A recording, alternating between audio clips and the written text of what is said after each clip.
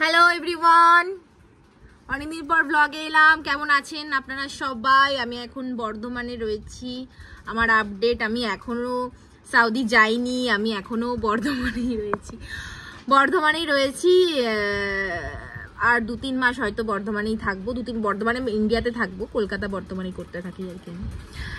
তো ইয়েস, আপাতত এই হচ্ছে আপডেট। অনেকেই হয়তো ভাবছেন যে আমি এতদিন কেন ইন্ডিয়াতে রয়েছি। প্রায় 5-6 মাস হতে চললো কেন রয়েছি। তো এইসব জানার জন্য আপনারা কেউই আমাকে মেসেজ করেননি, কেউই আপনার কমেন্টে আপনারা জানতে চাননি আমি কেন এতদিন এখানে পড়ে রয়েছি। মানে আমি পড়ে রয়েছি না, মানে এখানে রয়েছি। তো জানতে হলে অবশ্যই কমেন্ট করতে হবে, তবেই আমি বলবো।